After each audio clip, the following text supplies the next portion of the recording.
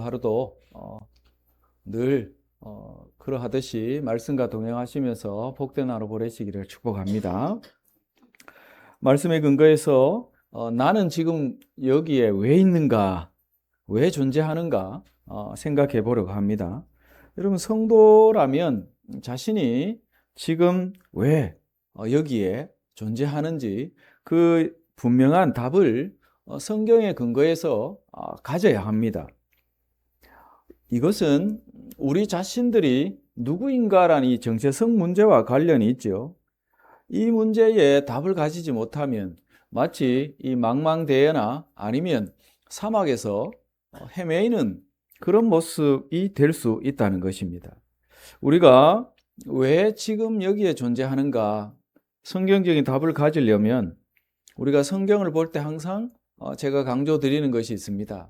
하나님 나라, 언약, 그리고 구속사적인 그런 관점을 가져야 비로소 이러한 부분에서 우리 자신들이 누구인지, 왜 존재하는지, 무엇을 위해 살아야 하는지 이런 부분에 대한 답을 가질 수 있습니다. 오늘 이 창세기 10장 여기에 보면 노아의 아들들의 족보 이야기가 쭉 나옵니다. 낯설은 이름들이 계속 나열되는데 여기는 그냥 단순한 이름만 잔뜩 나오는 족보 이야기가 아니란 사실을 우리가 알 수 있습니다. 하나님 나라와 또 언약, 그리고 하나님의 이 죄인을 구원하시는 구속사적인 측면에서 보면 이 족보 이야기가 단순한 이야기가 아니란 사실을 알 수 있다는 거죠. 하나님은 이 땅에 하나님 나라를 건설하시려고 사람과 언약을 맺으셨습니다. 그 하나님께서 온 인류를 어떻게 이 죄로부터 구원하셨나, 구속하셨나, 이 구속의 무대에 하나님께서 이 족보 이야기를 통해서 어떻게 그 구속하신 것을 이 무대에 펼치시는가, 이것을 보여준다고 우리는 이 족보 이야기를 보면서 알 수 있다는 거죠.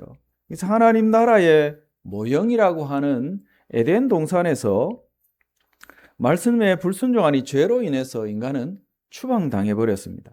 그래서 세상에서 번성은 하지만 그러나 하나님으로 하여금 한탄하게 하는, 지으신 것을 근심하게 할 만큼 죄악으로 가득 차 버렸죠. 그래서 성경의 표현대로 하면 육신이 되어버렸다, 육신의 사람이 되어버렸다, 그렇게 표현합니다. 그래서 하나님은 이 인간들을 다 쓸어버릴 계획을 세우셨습니다. 그러나 노아에게만큼은 은혜를 베푸시고 그 모든 계획들을 다 알리시고 생명을 유전하도록 또 방주까지 짓게 하셨습니다. 말씀하신 대로 방주에 들어간 모든 생물들은 다 구원을 받았죠. 그러나 들어가지 않은 모든 생물들은, 호흡 있는 모든 생물은 다 죽임을 당했습니다. 우리가 이틀 동안 9장 말씀을 살폈는데 홍수 심판에서 이 구원받은 노아 또 그의 가족들에게 하나님은 태초에 말씀하신 것처럼 그들에게 동일하게 복을 말씀하시면서 생육하고 번성해서 땅에 충만하라 이렇게 말씀하셨죠. 오늘 나오는 이 족보에 보면 하나님이 언약하신 대로, 복을 베푸신 대로 생육하고 번성했다, 땅에 충만해졌다, 이 사실을 보여줍니다. 그러니까 말씀의 성취를 보여주는 거죠. 근데 오늘 이 족보에서 우리가 찾을 수 있는 중요한 의미가 있습니다.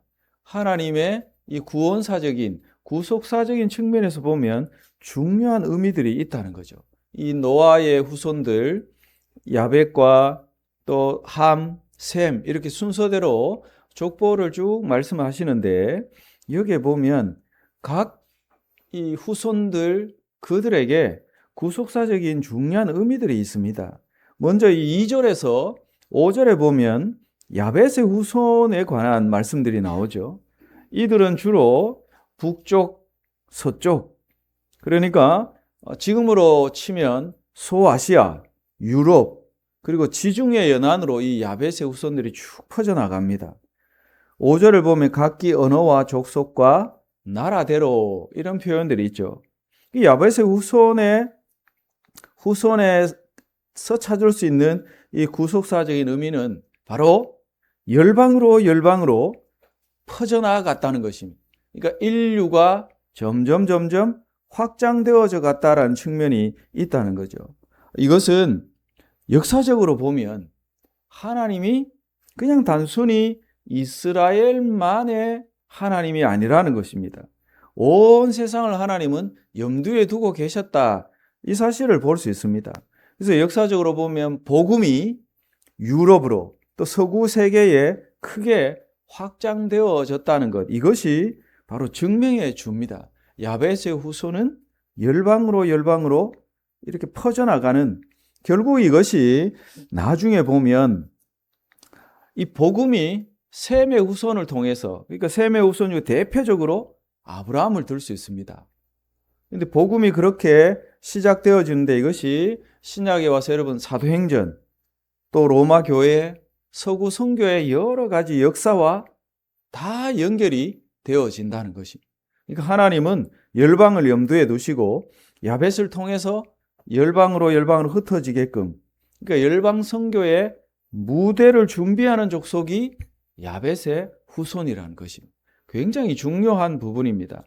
근데 함은 어떻습니까? 함은 대표적으로 이 타락한 문명과 심판의 역사를 보여줍니다. 이들은 남쪽 지역 중심으로 이렇게 번성해 갑니다. 근데 이들과 관련된 중요한 성경에서 보면 애굽, 그러니까 이집트, 가나안, 그리고 메소포타미아 일부 지역, 이들이 이렇게 번성해 가는데 이것은 어떤 의미냐? 하나님 없이 강성해진 인간 문명을 상징한다. 이렇게 볼 수 있습니다. 여러분 8, 9절을 한번 보시면 니므롯이 나옵니다. 니므롯. 근데 이 인물이 여호와 앞에서 용감한 사냥꾼이다 이렇게 표현되어지지요. 근데 이는 하나님을 대적하는 권력이나 폭력의 문명을 말해줍니다. 그러니까 자연스럽게 내일 보겠지만 11장의 바벨탑 사건과 자연스럽게 연결이 되어집니다. 이 함의 후손들은 이스라엘을 대적하는 민족들의 뿌리라 볼 수 있습니다. 여러분 가나안 족속, 후에 이스라엘을 계속 대적하는 존재들이죠. 또 애굽은 어떻습니까? 출애굽의 배경이 되어지죠. 그리고 사사기나 사무엘서에 보면 늘 이스라엘의 적대적인 세력이었던 블레셋, 다 함의 후손들과 연결이 되어지고 있습니다. 그러니까 여기서는 우리가 어떤 의미를 찾을 수 있습니까? 이 죄는 번성해 갑니다. 그러나 하나님의 이 구속사의 중심에서는 결코 이들이 자리하지 못한다는 것입니다. 이 함의 족보는 하나님 없는 번영의 한계와 심판을 보여준다. 이 족보에는 그런 의미가 있다는 거죠. 그리고 마지막으로 이 셈의 후손, 여기에는 하나님의 이 구속사의 중심에 이들이 서 있다는 것입니다. 그러니까 이들은 동쪽에 자리 잡은 그러한 특징을 보여주는데 비교적 간결합니다. 그러나 이들의 이 후손들의 어떤 삶이라든지 번성해가는 이 방향을 보면 굉장히 뚜렷합니다. 이 셈, 오늘 본문을 보면 이 에벨이라고 나오죠. 에벨. 근데 에벨의 조상으로 이들이 누구냐? 히브리인의 뿌리가 됩니다. 구속사적인 의미에서 보면 이들이 결국은 메시아의 계보가 된다는 거죠.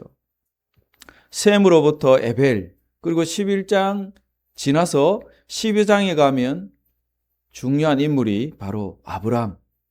이들이 바로 셈의 후손들입니다. 그러니까 메시아의 계보와 연결이 되어진다는 거죠. 여기서 우리는 하나님이 한 가문, 또 한 민족을 택해서 하나님의 이 구속, 구원의 역사를 이루어 가신다. 이 사실을 알 수 있습니다. 이 족보는 그래서 단순한 이야기가 아니라는 거죠. 이 족보가 왜 성경에 기록되어 있겠습니까? 이것을 통해서 하나님이 말씀하시고자 하시는 것이 있다는 것입니다. 하나님 나라가 이 땅 가운데 어떻게 건설되어지는가? 인생들에게 하나님이 언약을 베푸시고 그 언약을 어떻게 성취해 가시는가, 죄로부터 인생들을 어떻게 구원하셔서 이 땅 가운데 하나님이 이루시고자 하시는 그 나라를 이루어 가시는가, 족보는 바로 그러한 사실들을 우리에게 보여준다는 것입니다. 그래서 셈의 족보는 특별히 이 민족의 확장이라는 그런 것보다는 약속의 흐름에 초점을 맞추고 있다 볼 수 있습니다. 그러니까 하나님의 선택, 은혜, 이런 부분들이 나오는 거죠. 그래서 셈의 족보는 구속사의 혈맥이다, 우리가 그렇게 볼 수 있습니다. 하나님은 역사를 그냥 우연히 그렇게가 아니라 방향성 있게 하나님이 이끌어 가신다는 거죠. 그래서 창세기 10장은 어느 후손이 점점점 번성해서 커졌느냐, 이것을 말씀을 하는 게 아니라 누가 약속의 길 위에 서 있는가, 이것을 보여주는 그런 중요한 이야기입니다. 그래서 족보에 담긴 이러한 구속사의 의미를 우리가 이해한다면 지금 현재 그러면 내가 서두에서 말씀드린 것처럼 지금 이 자리에 여기에 왜 존재하는가 알 수 있다는 거죠. 사랑하는 성도 여러분, 하나님 나라라는 관점에서 볼 때 또 죄인들에게 하나님이 그들을 구원하시기 위해서 언약을 베푸시고 구원의 역사를 쭉 써내려 오셨습니다. 그것이 지금 나에게까지 연결이 되어져 있다는 것입니다. 그런 의미에서 우리 자신들이 중요하다는 거죠. 우리가 지금 여기에 왜 존재합니까? 하나님은 우리를 통해서, 노아의 후손들을 통해서 역사하신 것처럼, 또 아브라함을 택해서 일하신 것처럼 저와 여러분도 이 시대에 우리를 구원하셔서 지금 이 자리에 있게 하셨다는 것입니다. 우리의 인생의 의미, 존재의 의미를 생각하면서 나를 통해서 하나님 이 땅 가운데 이루시고자 하시는 그 하나님 나라를 이루시고자 하시는 하나님의 비전을 나의 비전으로 품고 우리 자신들의 삶의 방향과 목적을 분명히 하고 하나님의 귀한 이 구원의 역사에 동참하는, 그래서 우리의 삶이 하나님의 역사가 되는 은혜가 있으시기를 주의 이름으로 축복합니다. 기도하겠습니다.